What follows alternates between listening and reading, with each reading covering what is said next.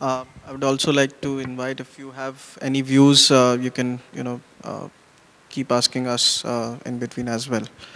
Uh, Another question to Prabhuda is, everybody's been talking about that we have to shift towards the risk sharing models and things like those.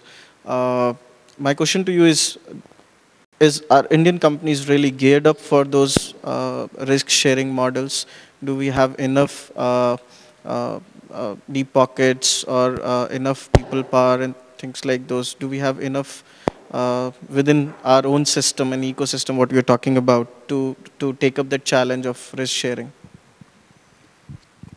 I think Dr. Gautam Das would be apt to answer this question because he's one of the largest, comes from one of the largest CROs. I'm a very minuscule player in the CRO market. I mean, Premas is a very niche, very focused protein-based company. So do I have the capital to sort of enter into a risk-sharing model? The answer is simple, no. But when I see the country as large, I mean, yes, of course, there's a lot of free-flowing capital around, and I'm sure there are many players here who have a lot of access to capital. But the question is, are they willing to put that capital into developing novel macromolecules? That's the question. And are they willing to lend it to someone who comes off, say, from a background like mine, which is just about 6 years old as an entrepreneur, to be able to back that? I think that amount of risk capital is practically non-existent. I mean, when I was looking for funds, I had to go to UK to get the funds. I mean, there was no sort of bank company 6, 8 years ago who was willing to back a pure protein services company. I mean, that's the reality of it. The other issue is, if you see, would global companies be willing to invest time, capital, along with their Indian partners? I think a lot of things which are happening is you see a lot of pharma companies opening their own offshoring, as it's called. That's the term. They offshore their work. They have their captive units here.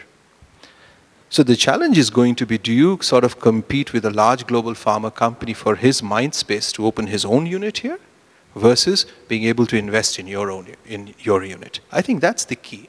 What would be the differentiating factors that the company heads would actually tick off by saying, my own setup in India versus collaborate with an Indian CRO and invest in his own facility?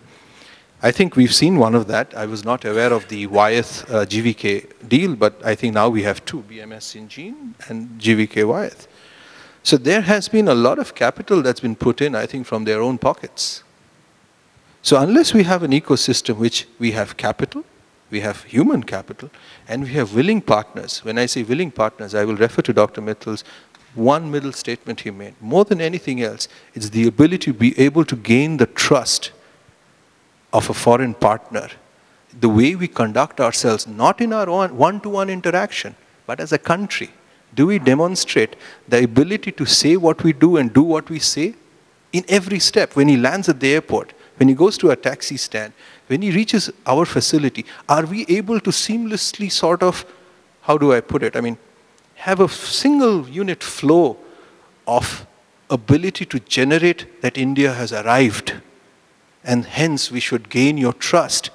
I somehow feel that we may have succeeded in certain pockets. Some places we do sometimes come up extremely glaring. I'm sorry to say this, but this is some things we as a small company do tackle.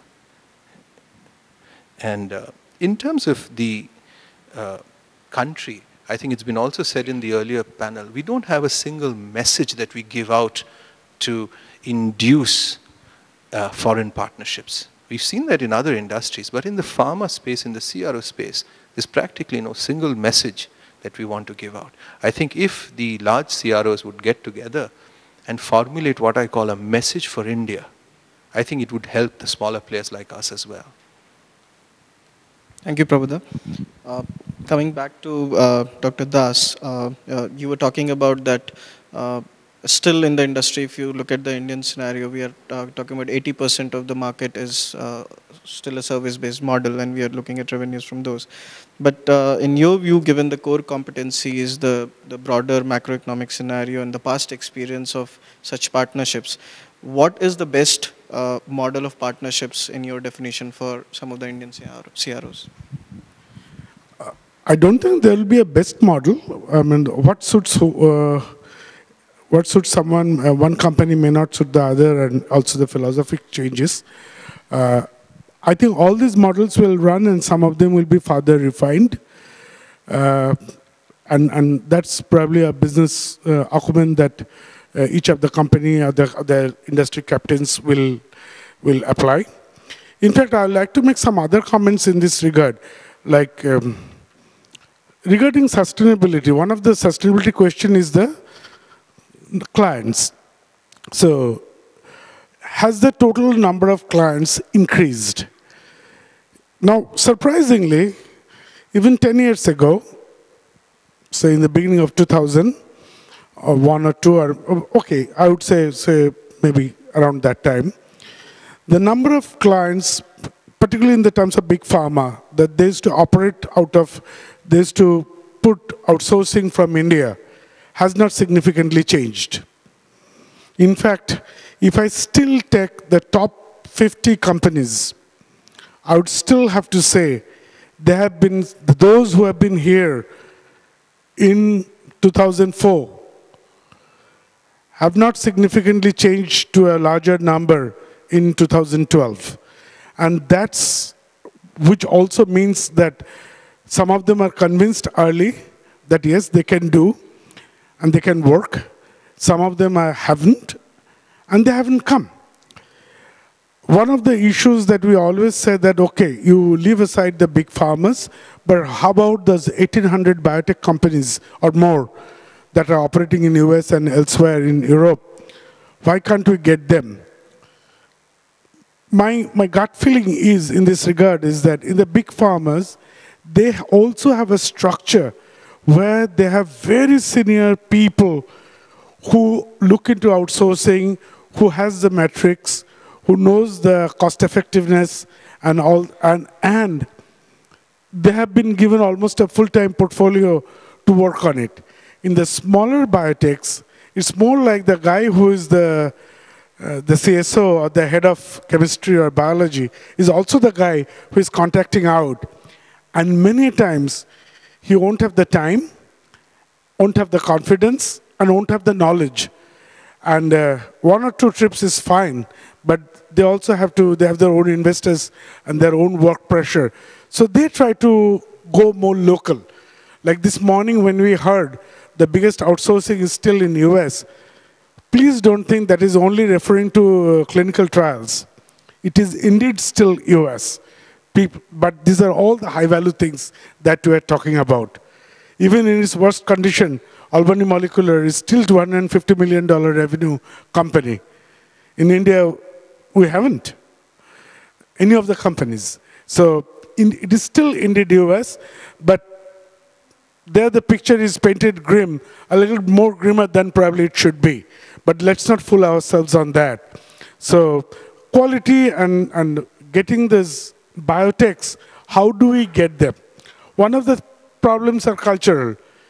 For every question asked, we send back 10 questions. And that's one of the problems that we have. And I think, and I'll probably end up with a story with one of our clients who said that they asked Syngene, and I was then at Syngene, to send back the notebooks to them. They also asked their Chinese partner to do so. In Syngene, in less than 24 hours, we sent back 10 questions. Do you want us to microfilm? How do you want to keep a backup? How do you know that if they don't reach you, what do you do? Do you have to insure? And like that, we have 10 questions. They are very happy that at least we're working towards it. Chinese companies didn't even ask a question. And they were totally silent on that front. So even they come to a point that these guys didn't understand.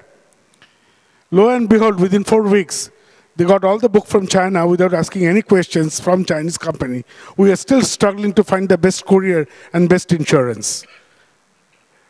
You know what? We think we are very smart.